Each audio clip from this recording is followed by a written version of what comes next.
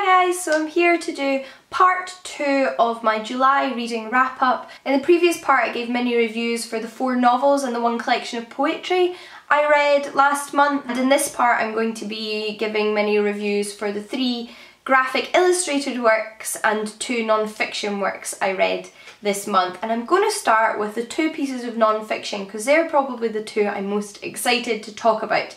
So in fact we're going to go from highest rating to lowest rating in this one, since I did lowest rating from highest rating to the last one. Firstly is my only 5-star read of the month, and that is Freedom is a Constant Struggle by Angela Davis. When I read books like this, I'm never sure how to talk about them, especially in a short space of time, because I have so many feelings and so many thoughts on this book, and that's saying something given that it's only 145 pages long. This is my first experience of reading anything from Angela Davis. She is quite a prolific and famous political activist, going back to the Black liberation, Black rights, civil rights movements in the United States of America decades ago, to a long career of political activism since then on various different issues. This is actually a collection of different formats of writing or discussion, and there are at the beginning a number of interviews with Angela Davis specifically conducted for this book, and then after that it is made up of essays and speeches written and delivered by Angela Davis that have been previously published or previously spoken. Because of that, there is some repetition, there are some points or facts that are come up on multiple occasions. It's just the nature of a collection like this, where a lot of the stuff has been written for different purposes than the collection. Didn't really bother me. Sometimes it's good to have stuff kind of push in your face multiple times to make you remember it. But this covers issues all the way from civil rights to Black liberation to intersectional feminism to the current problem of racism and homophobia that still exists, and how we need to not let kind of civic achievements in those areas wash over and blind us to the prejudices that still exist. It deals very heavily with both gun control and prison abolition, and specifically police violence to non-white and particularly Black people in America. And the main overarching point of all of this discussion is to enforce upon us the importance of global political movement, and not just supporting movements maybe around the corner from you. So the importance of realising that different movements all over the globe are relevant and important to the struggle you are also facing. We're all interlinked, and things like you can't celebrate the abolition of apartheid in South Africa and not discuss and fight against apartheid in places like Palestine. Or if you're dealing with the militarisation of police in your own country, you need to look at the militarisation of police forces in other countries, and most importantly, to be active. And I wish I had read this book before I did my books and films to inspire political activism video, because this would have been number 1. This is an amazing book, and like I said, it's so short, it's very consumable. And although you might not be familiar with every single event she mentions, like maybe you know about Ferguson but you don't know anything about South African apartheid, I for one feel like I've learned so much more about the movement for abolition of prisons as they currently exist, which I knew prisons were problematic, and there was a lot of racism inherent in the institutions of prison, but I wouldn't say I was that aware of the movement that Angela Davis talks about. So you might have to look some things up. There might be enough information here for you to know about them for now. You might want to do some further research, there might be other things you know loads about. That's great. I just think this is a fantastic book and would highly recommend it to everyone. It covers so many different things in such a short space of time, and it's such an excellent place to go to then go from to expand your knowledge and interest in different subjects and inspire you to get politically active. So yes, this one. So I think half of this video is probably going to be me having talked about that book. What do we think? Next is the 4-star book of the month, and that is The Geek, Feminist Revolution by Cameron Hurley. This is a collection of essays, again, some of which have been previously published by Cameron Hurley. So if you have read a lot of her stuff, you might have read some of the ones in here. And there's a little bit of repetition, and there are obviously overarching points to do with feminism in geek spaces. I, however, had never read anything by Cameron Hurley, not her blogs or her fiction. She's a science fiction author. So this was all new to me and I really enjoyed it. Cameron Hurley has such a strong voice and I like that. I like when you could almost give me a blog post by her now and I could identify it as her because she's got such a strong voice. And it's a very punchy voice and I like it. And there's a couple of things maybe I would have disagreed with her on. There was one essay that I didn't really like.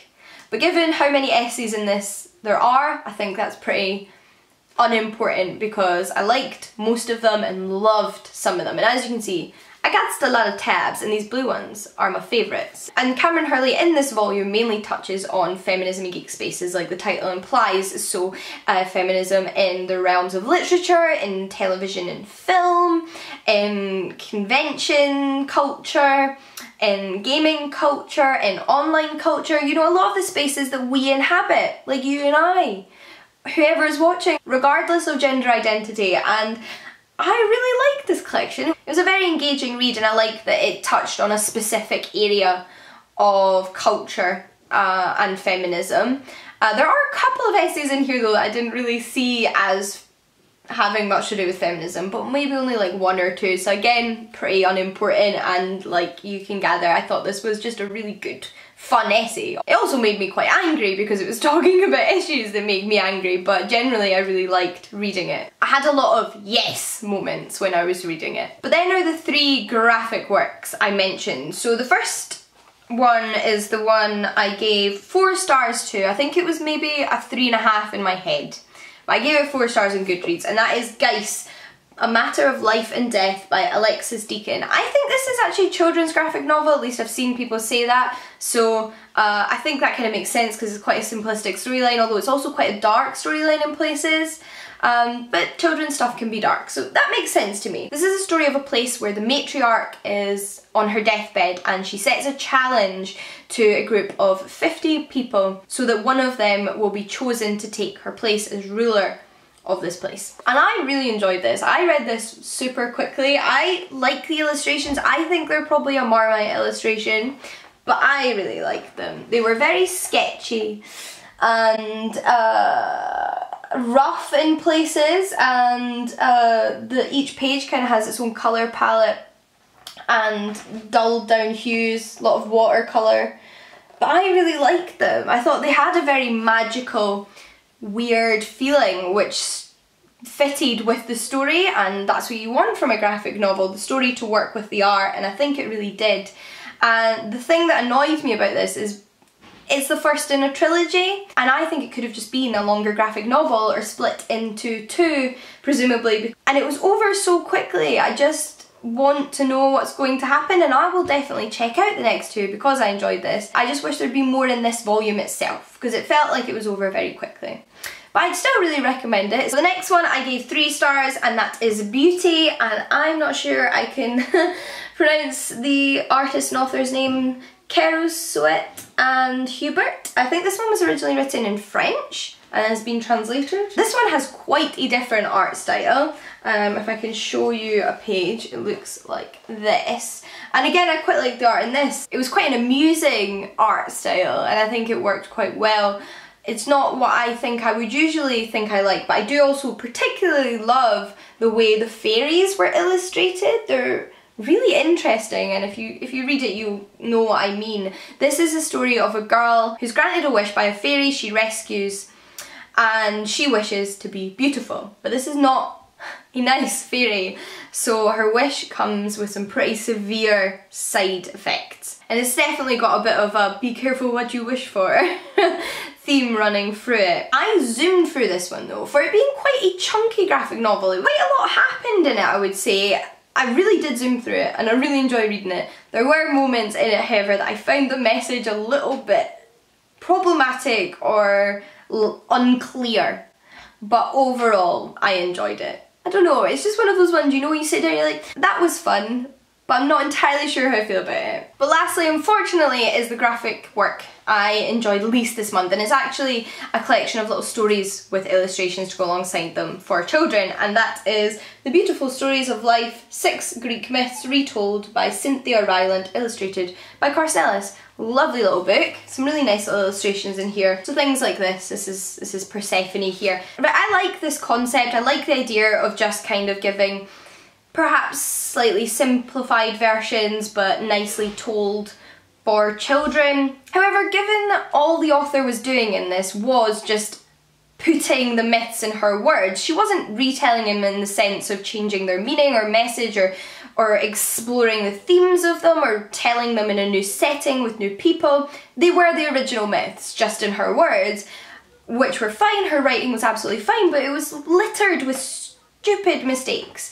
And I'm sorry, but if all you're doing is putting other stories into your own words, the least you can do is check things or not miss out integral facts, because for me it just felt lazy. So I find it very hard to recommend to you, although if you're not familiar with the Greek myths, then you probably won't notice the mistakes, why would you? And I am very hyper aware of the Greek myths because I study them. It just feels as if the author sat down and wrote them down as best she could remember them and they didn't check anything. But things like, why is a point made in the first story about Prometheus being immortal and Zeus being extra annoyed that a mortal man could have tricked him? Prometheus was not immortal, he was a titan, aka a god. Zeus's own parents were titans, and things like that cropped up throughout it, so I feel like I'm leaving this on a kind of negative note, sorry about that. I hope you enjoyed this video though.